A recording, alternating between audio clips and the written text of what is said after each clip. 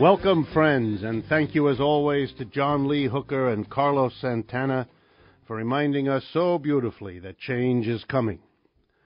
And indeed, today's program is going to be about change, probably more than anything else. This is Economic Update, and my name is Richard Wolff. I'm your host. I've been a professor of economics all my life at several universities. Currently, I earn my income teaching as a visiting professor in the graduate program for international affairs of the New School University in New York City. And I also write columns of economic analysis for the website truthout.org, a courageous source of independent news analysis, and commentary every day.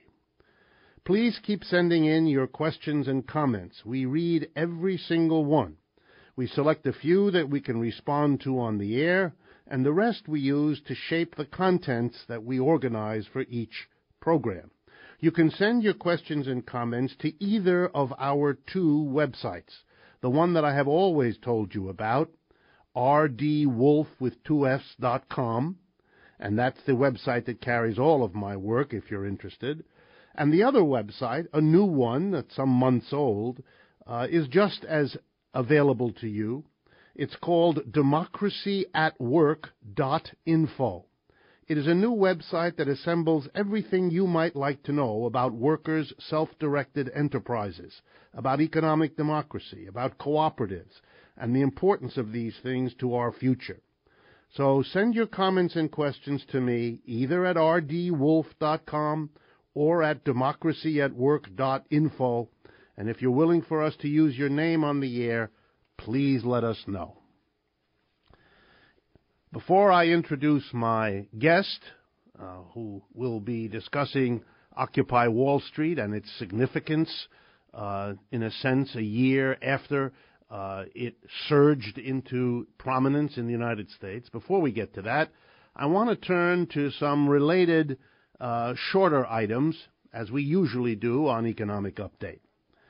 The first one is a big one, and I want to introduce it. The way the capitalist economic system works includes the decisions by capitalist enterprises, when it's profitable, to leave an area where they have long been located and go somewhere else. In recent decades, where they've gone is to places where labor is cheaper, where they can get away with paying workers less than where they have been located. The most dramatic example here in the United States would be cities like Detroit or Cleveland or Camden, New Jersey, places that were once thriving industrial centers, but that were abandoned by capitalist corporations located there when they thought they could make more money someplace else. So car companies went to Mexico from Detroit, to Canada from Detroit, to the American South from Detroit. For the places they went to, it meant jobs and rising income. For the places they left, collapse, destitution. A visit to Detroit, Cleveland, or Camden today will tell you more than all the words I could ever sum up about the devastation that can flood and flow from capitalist decisions. Now imagine that what is happening is no longer leaving this or that city. Imagine if the movement of capitalists to make more money becomes not a matter of urban areas, but of entire continents. Think North America and Western Europe. Think of capitalist independence, if you like, freedom of enterprise, as meaning you can shut your factories in France or Germany, in Italy or Spain, in Ohio or Tennessee, and move instead to the much lower wages you can pay in China, in India, and in countless other places. Then the devastation of the city can become the devastation of entire nations, and indeed of entire continents. Such is the way capitalism works. Here in the West, this movement has been underway for quite a while. The United States and Western Europe have been suffering. One of the reasons the business downturn that began in 2007 and 8 has proven not to be as short-lived as many hoped and too many predicted, but has been deep and long-lasting with no end in sight, is because it is happening at a time when capitalists are abandoning the United States and Western Europe in stunning proportions.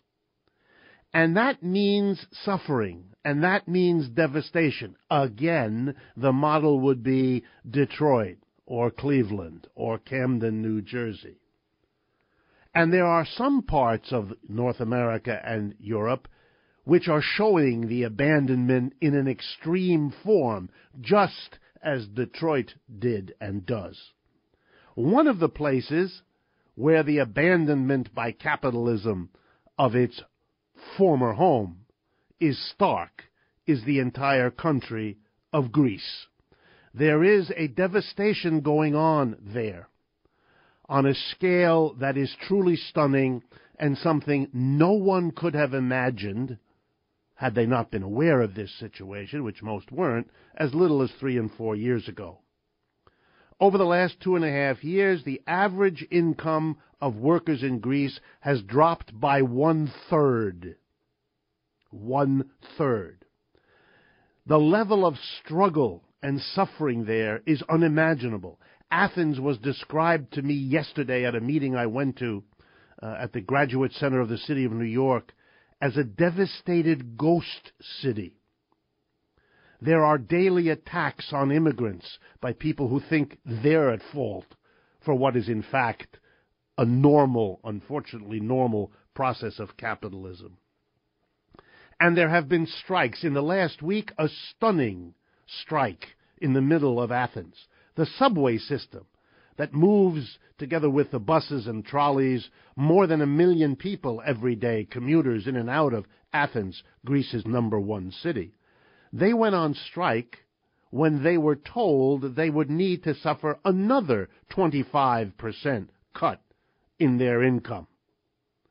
And the government reacted by basically drafting them into the military, imposing on them a militarization which made them temporarily soldiers, such that they then had to obey the law and the order of their superiors.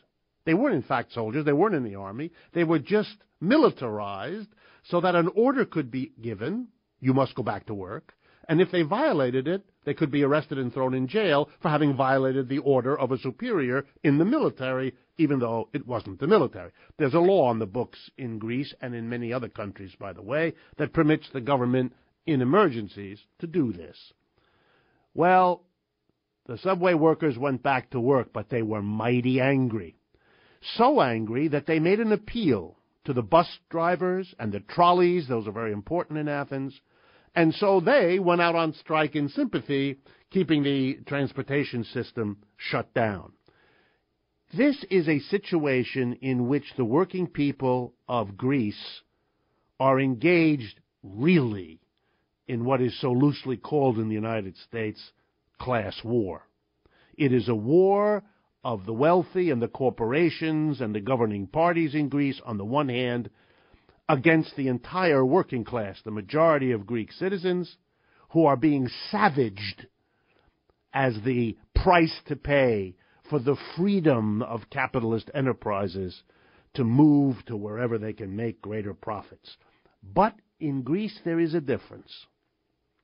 Something has happened in Greece that did not happen in Detroit or in Cleveland or in Camden.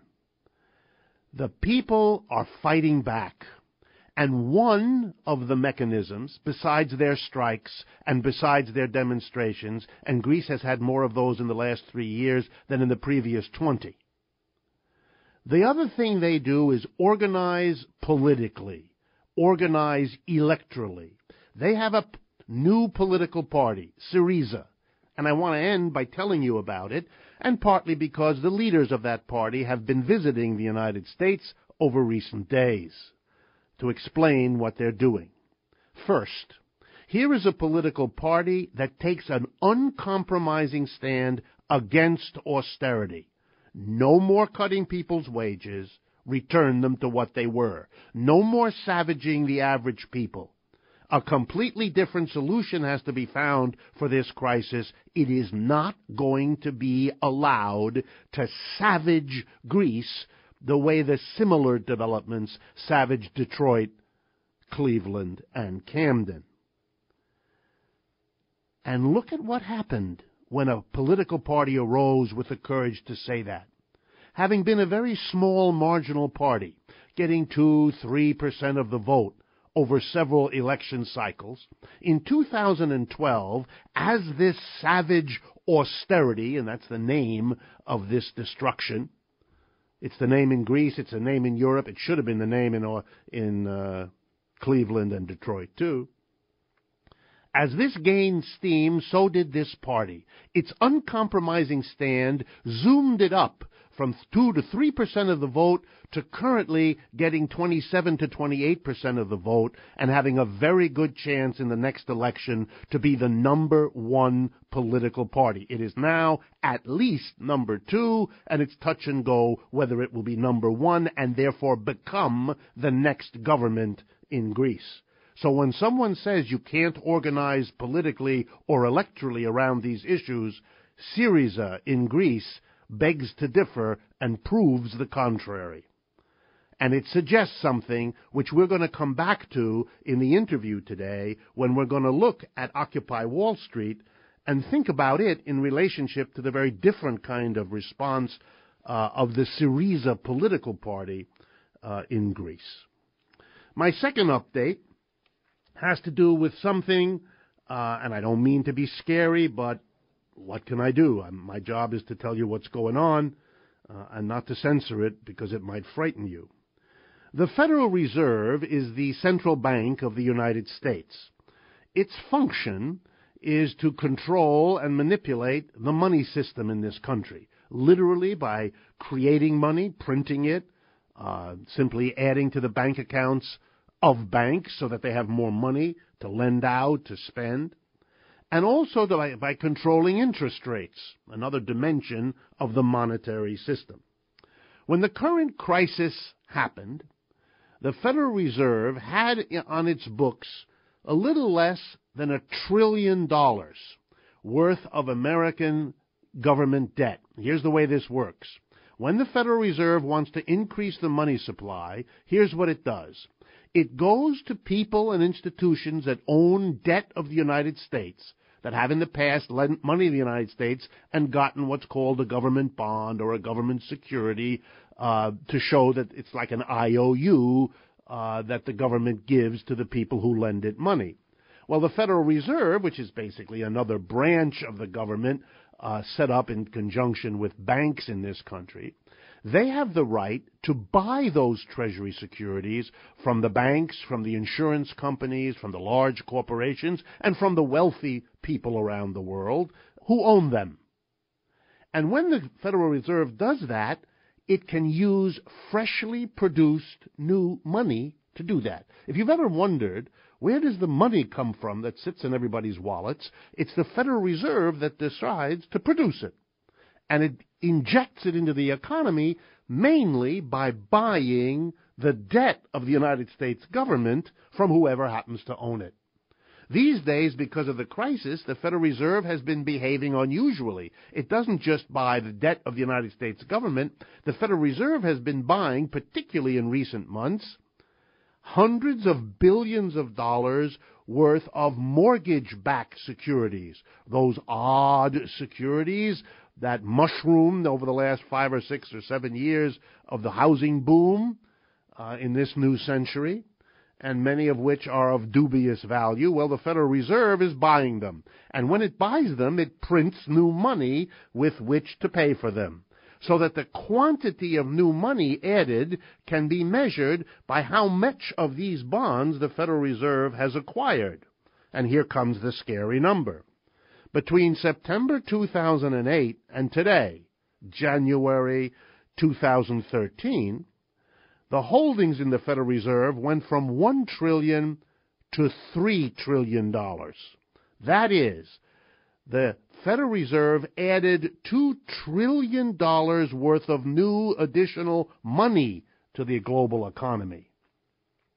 The hope was, never realized, the hope was that flooding the economy with this new money would give all kinds of people more money in their pocket, that they would spend that money, thereby creating business and thereby creating the jobs to produce what the money was spent on. It didn't happen. That's why we still have a recession. That's why we still have high unemployment. The money was used instead to fatten up the balance sheets of banks and large corporations and to speculate in the stock market, which has therefore revived, or as they like to say, recovered, since the worst of the downturn in 2008 and 2009. Good news for shareholders. Good news for bank share owners. But for the mass of people, no. But here's the worst of it. Those $2 trillion are sitting there in the accounts of banks, corporations, and rich people making money off the rising prices of stock markets as they gamble there. Here's the danger. If that money begins to seep out of the banks, corporations, and stock market and move into real estate, land, apartments, and purchasing goods and services, we're going to have a sudden flood of money much larger than the available stock of goods and services that they want to buy with that money. And the result of that, inflation, rising prices, a whole new kind of economic catastrophe lurking on the edges of where we are now. And if you're told when you understand this not to worry that the Federal Reserve will step in and take steps to neutralize the danger of inflation, even if you believe they can, and even if you believe they will, it takes them a long time, and we have plenty of evidence to see that the current crisis, now in its 6th year, was neither prevented nor offset nor reversed in the last 5 years by even the most extreme measures the Federal Reserve took. We will be watching the explosion of money in the United States in the months to come. All right, we now need to turn to my guest today, and I want to welcome to our program here Jan Rehmann. I'm going to introduce him fully, but I want to say hello to him and have you meet him as well. Thank you for having me. Jan is a professor who teaches philosophy and social theory at the Union Theological Seminary, a very old and well-established theological school in New York City. And he also teaches at the Free University in Berlin. He's written many books and articles, and the most recent, which will become available later this year, is called Theories of Ideology, and the publisher will be the well-known Brill company. You may remember that he appeared on this program in an interview with his colleague Willie Baptist, because they together wrote a book called Pedagogy of the Poor, and that produced a very interesting interview here earlier. But today I've invited Jan Rehmann because I want to discuss the impact, particularly on the American economy, but on American society in general, and perhaps more globally around the world, of that remarkable phenomena, Occupy Wall Street.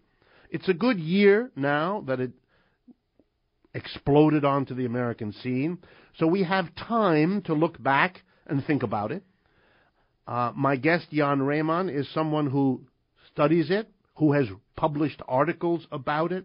He's involved with a German political party called the Die Linke, and with its intellectual think tank called the Rosa Luxemburg Foundation, that has also devoted a lot to looking at the Occupy Wall Street movement here in the United States. They even had a conference on it recently, and also to compare it to movements for social change, to movements against austerity that exist in Europe and beyond. And finally, I've asked Jan Rehmann, because he has a particular perspective I think you will find interesting. he applies the work in his own studies. He applies the work of a major 20th century social theorist named Antonio Gramsci.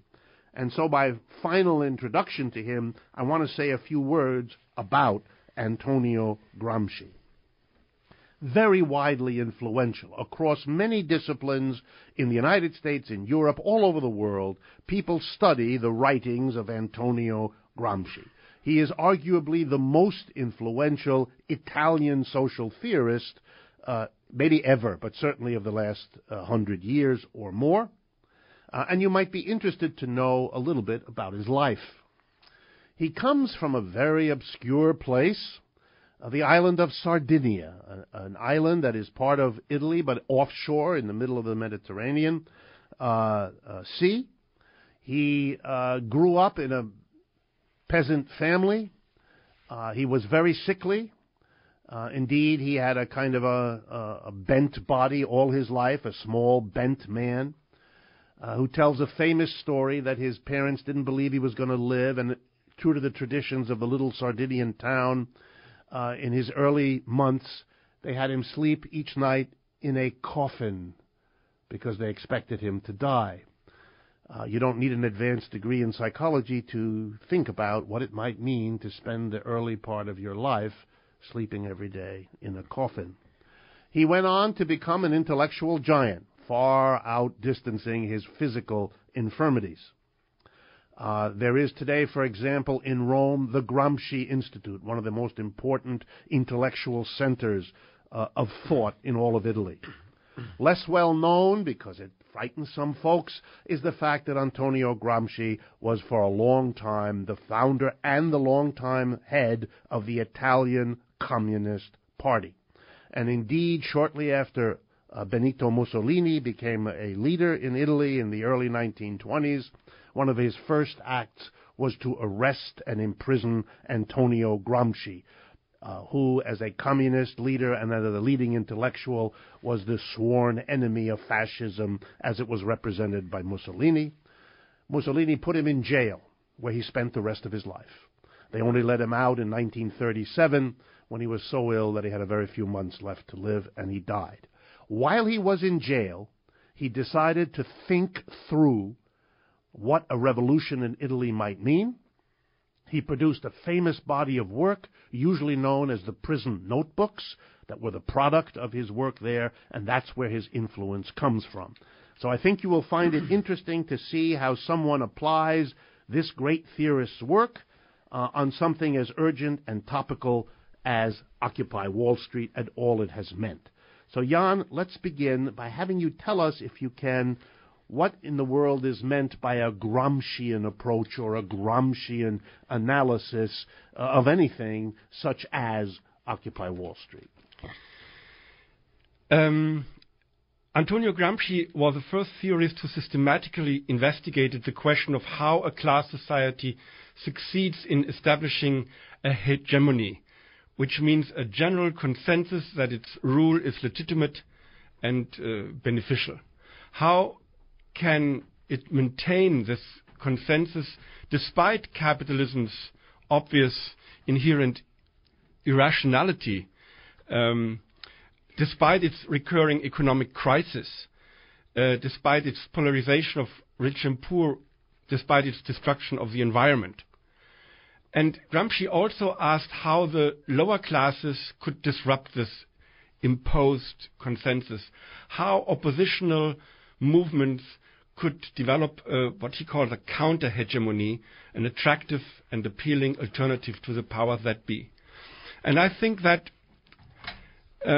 these are still the most important questions when we deal with a movement like Occupy Wall Street.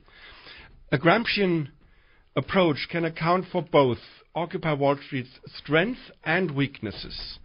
It looks, for instance, at how the movement was able to disrupt the predominant ideological framework of U.S. capitalism, how it captured the imagination of many people that had not been involved in progressive politics before. How did it tap into people's common sense and frustration and discontent? And on the other hand, how can we understand the limits of the movement that blocked the construction of a political alternative and a sustainable counter-hegemony so far. Good. Let's unpack that, as we say, a little bit. Let's begin by having you tell us how you think Occupy Wall Street was able to change the common sense of Americans, in the sense of how it changed the way they looked at the economic system they lived in, how it changed the way they understood it, and was that change deep? Did it change it in a profound way? Tell us how you think Occupy Wall Street worked its effects on people's consciousness. Okay, to start out with, this achievement was certainly not stable so far, or is not stable so far, not a lasting one. But in order to appreciate the enormous achievements of the movement, we have to go back and compare what was before and what was after it started. Good. We have to remember that up to mid-September 2011, it seemed to be set in stone that the Tea Party is the only vibrant and expanding social movement in the U.S. And we all remember that when the Obama administration organized a huge bailout for the big banks and financial institutions, and then turned over economic policy to Larry Summers and Tim Geithner and so on, it created a huge frustration and discontent and dismantled its own social base. And since there was no leftist formation in any independent way, this terrain, this discontent was immediately occupied by the right-wing Tea Party movement, which tapped into that frustration and redirected it from, let's say, from Wall Street to Washington, against the government, against government's regulation, against government's taxes, and so on. It was pretty carefully successful. Avoiding any critique of the economic system. Sure. Against the cultural elites instead of the economic elites, for instance. Very interesting. Yes. So liberals and leftists could not imagine that a mass movement like Occupy Wall Street could emerge and develop in such a short time. 1 month later compared to September 2011, the hegemonic landscape has changed considerably. According to a poll of late October 2011, 43% of U.S. citizens agreed with the views of the Occupy Wall Street movement, compared to 9% approval ratings for Congress. So this was obviously a huge shift in a very, very short time period. And it suggests, right, I mean, that the change in mentality must have been building implicitly, or maybe even below the level of consciousness, so that this Occupy movement was able to bring it forward in people's minds, to make it legitimate, just a kind of Gramscian notions. Yeah. And I think the main causes, there are many reasons why Occupy Wall Street was successful. I limit myself to just some of them. The first reason is that at the beginning, by occupying Zuccotti Park, the movement showed a combination of boldness, creativity, and inventiveness that captured the imagination. People could also see then in the following weeks that these folks actually had the courage, the chutzpah, to stay there, to persevere against all the odds. A second reason is that from the outset, Occupy Wall Street built relationships with community groups, with anti-poverty initiatives, with immigrant rights organizations, church communities, and so on, and not least with trade unions. Right. For example, it sent its activists to the headquarters of the telephone company Verizon to show solidarity with the communication workers' strike. And in response, several trade unions showed their solidarity with the movement as well, and picked up slogans of the Occupy movement for their own struggles. And it's quite clear for those who don't remember that the first failed attempt of Mayor Bloomberg to vacate Zuccotti Park was prevented when a ring of union members surrounded the park and confronted the mayor with the requirement to violently overthrow the unions that he needed for his political life to continue. Was a very important moment of solidarity that kept Zuccotti Park occupied by Wall Street for weeks beyond what would otherwise have been the case. Yeah. And I think this is due to a very clear anti-sectarian approach of Occupy Wall Street. And so they created relationships to other movement initiatives, relations of mutual reinforcement, one could say. And a third reason is that especially by their slogan, "We are the 99%, they created a new framework of unity, common belonging, that stood out against the long U.S. tradition of single issue movements. And single issues that kept away from the economic. Yes. Whether they were anti-racism or anti-sexism or in favor of the environment, they were riven by debates, usually won by those who said, don't bring up the economic questions, it will hurt us, it will divide us. So Occupy Wall Street is absolutely extraordinary in putting the economic inequality and oppression right up front from the beginning. Yes. I mean, I want to stress that all these subjects, ecology, racism, are very important subjects. Absolutely. This is not the point. The point is that identity politics is often based on a kind of distinction from each other. And I think that this slogan, "We are the 99%, created a completely new framework just by expressing an undeniable economic fact of inequality.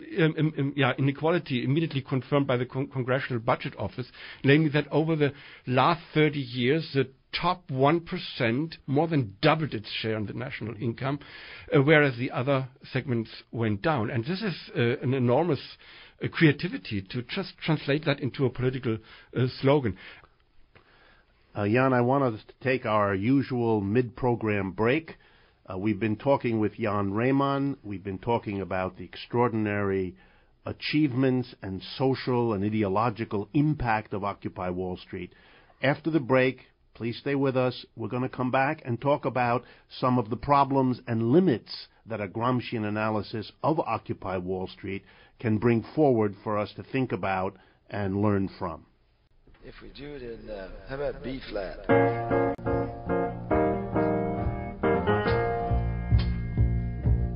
I can't wait. Well, Bob Dylan, as so often in his life, captures that basic question. I don't know how much longer I can wait. And that's not just about your personal life either. We're talking with Jan Rehmann, a teacher at the Union Theological Seminary as well as the Free University in Berlin. We're talking about Occupy Wall Street, and he is telling us about his thinking and research as to what its impact was. That's what we discussed before the musical break.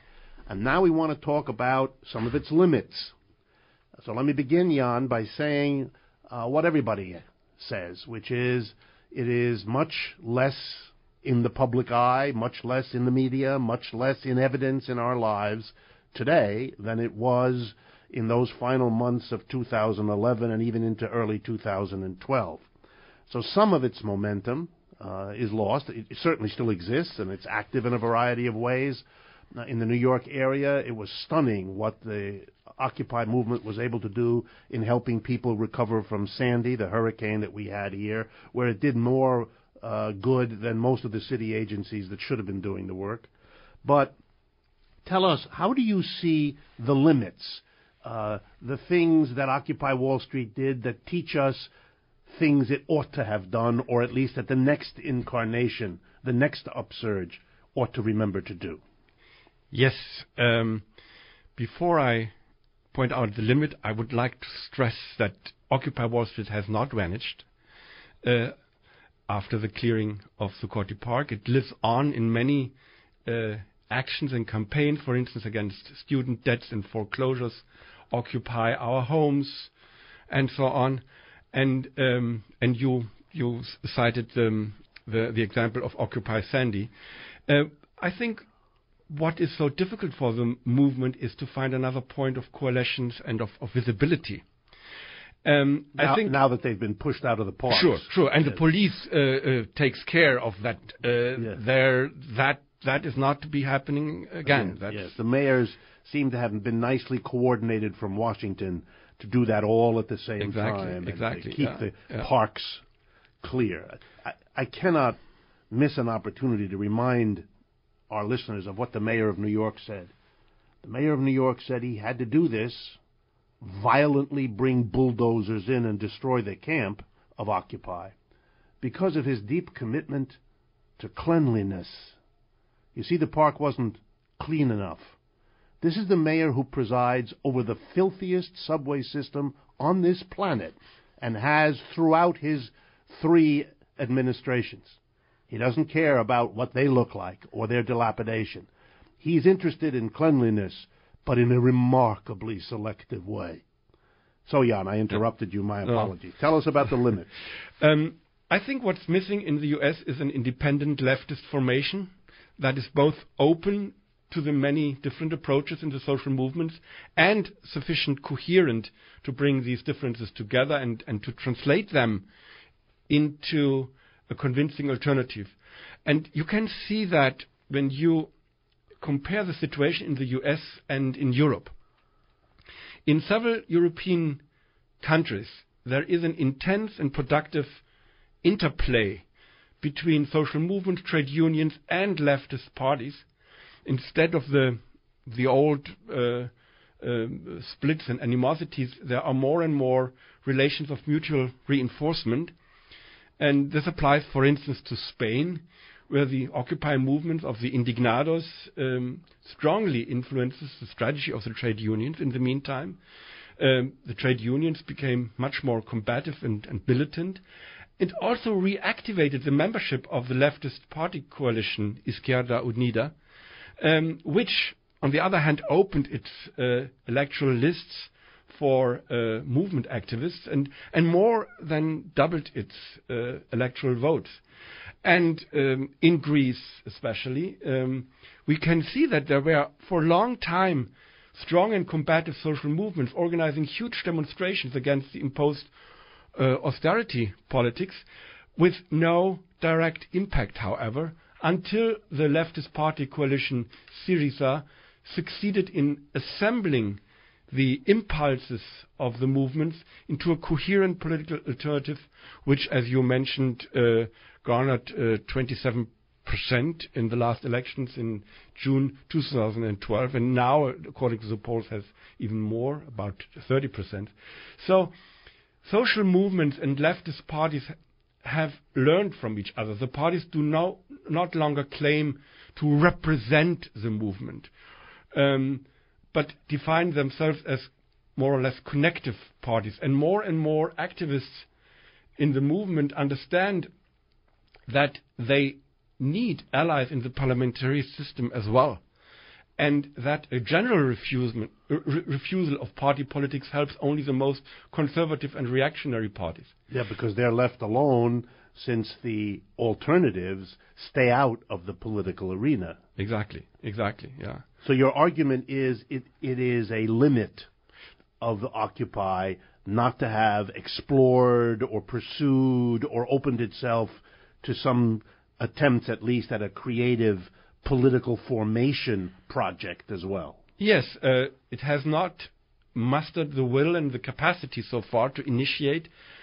its own autonomous, progressive organization of a new type, based on networks, based on radical democracy, and so on, a kind of connective party, which doesn't mean necessarily an electoral party. And I think this is one of the reasons why it was not possible so far to transform Occupy Wall Street's momentary disruption of neoliberal hegemony into a more sustainable, lasting counter-hegemony. All right, this is wonderful. Now, let's take it the next step. One of the most persistent criticisms of Occupy Wall Street both when it was in its heyday of exploding onto the American scene and getting the kind of mass support that your poll numbers show, and then later when it had ebbed in terms of its surging importance in America. One of the most consistent criticisms was what was its program, or it didn't articulate a clear program, as if a movement has from the very beginning to have all the answers to how to proceed. Without going to that extreme and rehearsing that criticism, which I think was pretty well refuted and pushed away, there is still the question, are there concrete or tangible ways that you think Occupy might translate all that it achieved into a more lasting impact? You've mentioned the political formation, but are there positive goals it could articulate, and what might they be to give itself even greater impact and to create a lasting framework? Yeah. So I'm not advocating a new laundry list of demands. That's not my point. But just let me take this one example. The the claim of radical direct democracy and consensus principle is one of the characteristics of Occupy Wall Street, and I think it was a very important experience. But on the other hand, I think it should not be idolized as the only way to go. These are valuable starting points, but they need to be translated, they need to be concretized into projects of economic democracy. In my understanding, Occupy Wall Street is already a movement for economic democracy because it articulates, includes that. Yes. It expresses the fundamental contradiction between democracy and capitalism. But it does not work. It has not yet worked on economic democracy in an explicit way, and I think it would be good to do that. The concept. Well, let me interrupt you, Jan, because I work on this, as you know. I also was struck with the enormous energy and creativity and originality of their demands for democratic ways of, for example, of disposing of park space in a city, of disposing of the entire urban landscape. They tied beautifully into the right to the city and all that, movements that want a democratic way to shape the political life of the community. The interesting question then becomes, doesn't that partner logically with a demand for democratically controlling the workplace too, and not just the residential or urban space within which workplaces occur? Yes, in my view, this is a crucial kind of next step. Yes, a key question. I think without economic democracy, there's no real political democracy in society. Without economic democracy, there's no way to overcome the wild chase for profit that determines and alienates our lives. Without economic democracy, there's no chance for an ecological transformation, because an ecological transformation only becomes real if we really change the way we produce, what we produce, how we consume, and what drives our productive decisions. Exactly. And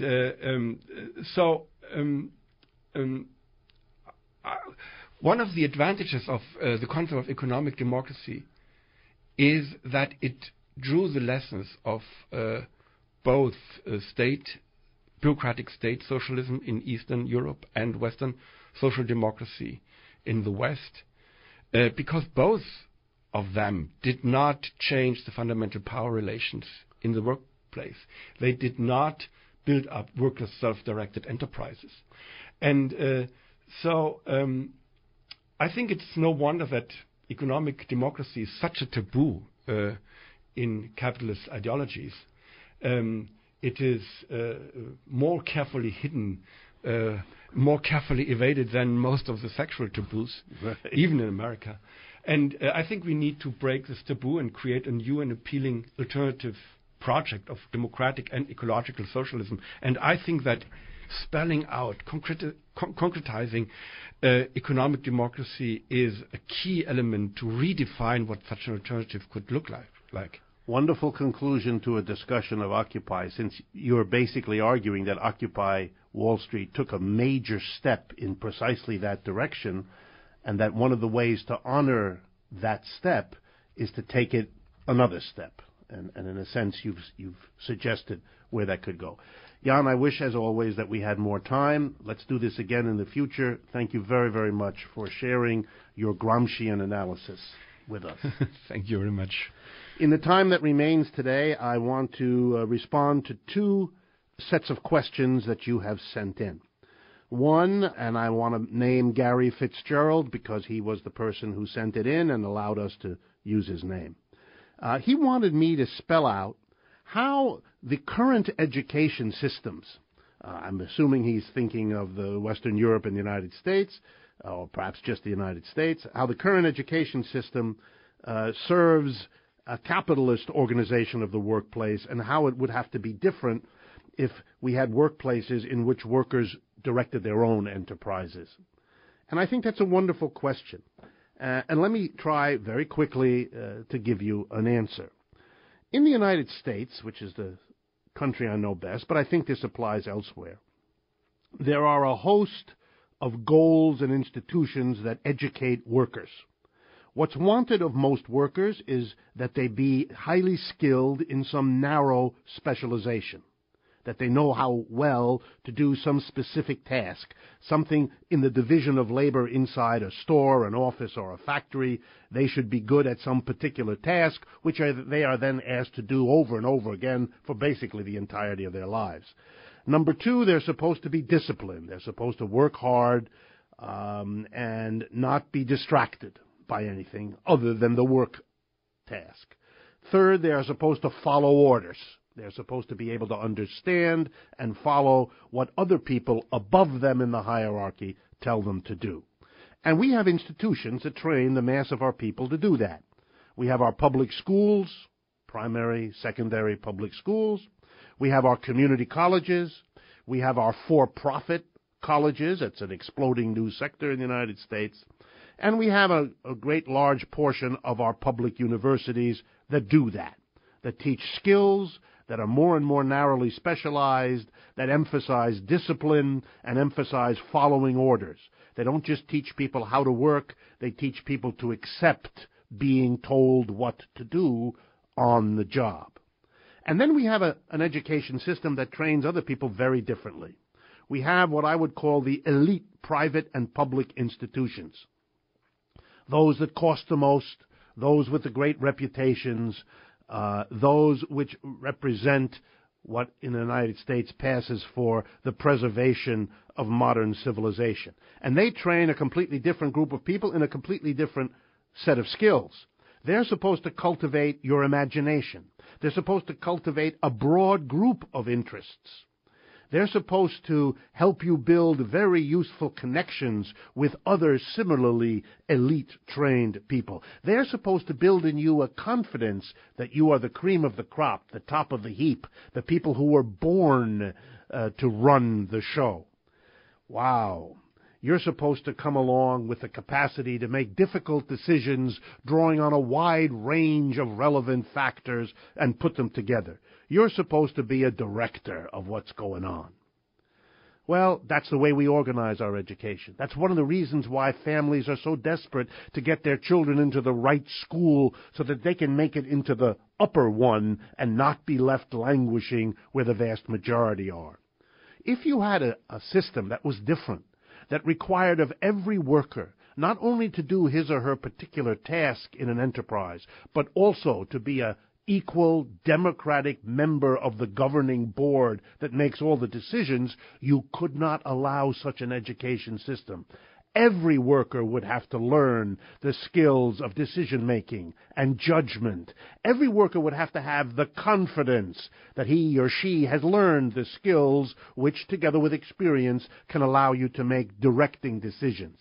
If we want an egalitarian sharing of education, really making education available to all, one of the prerequisites would be a transition of our economic system from the capitalist top-down hierarchical system we have to one in which workers' self-direction requires a very different kind of educational system.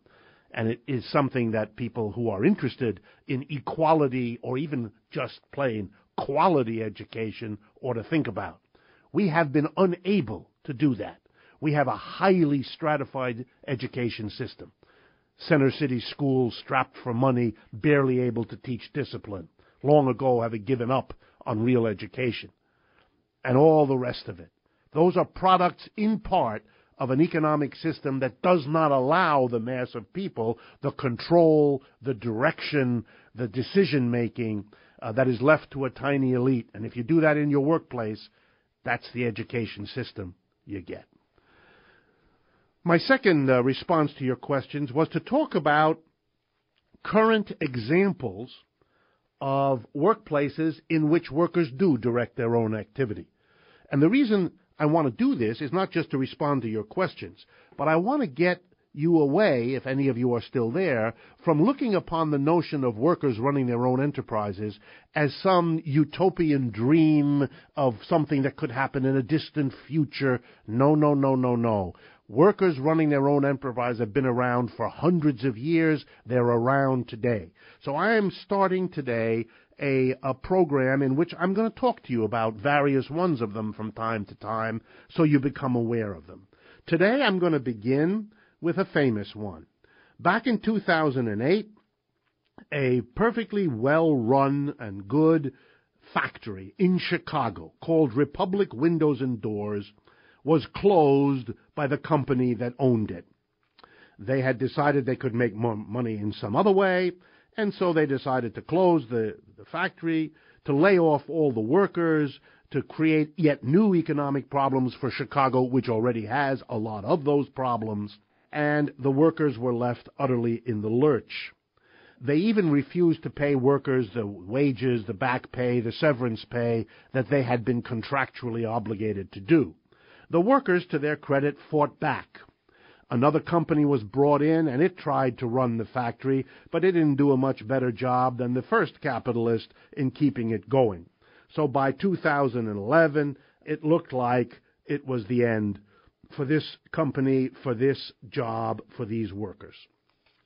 But then, the 20-odd workers who worked there making modern, energy-efficient windows and doors decided to set up a business on their own. The workers would take over. They would reorganize it instead of a capitalist enterprise with shareholders and a board of directors telling everybody what to do. The workers themselves would become a worker self-directed enterprise. They would raise the money. They looked around for help. They got help from two very interesting sources. The United Electrical Workers, a very old union here in the United States, was far-sighted enough to say, okay, in addition to our strategy of helping workers bargain with employers, we can also do something else as a union, and that is help workers to become their own bosses. And they helped these workers do exactly that. And another organization, just as important, whose name I want to give you, it's called The Working World, is an organization that has had years of experience in Latin America, helping workers there set up enterprises. So guess what? The New Era Corporation, the New Era Windows Cooperative, has now entered into existence. The jobs have been preserved. The work is being done. Chicago has a lower unemployment because of it. They're specializing in green windows and doors and hoping that the city of Chicago's initiatives, under pressure from ecological groups, to move in the direction of green building will mean growth for this cooperative. They can make more workers into co-ops. If you're interested in learning about how this enterprise functions and understanding its history, please visit democracyatwork.info, where there are many examples, including New Era Windows, for you to see how this is a practical reality in the United States today. And in the future, we'll be talking about such examples in other countries as well as the United States. Thank you very much for listening to Economic Update. Thank you again, Jan Rehmann, for joining us, and I hope I will talk with you again next week. Going to mine, won't be mine.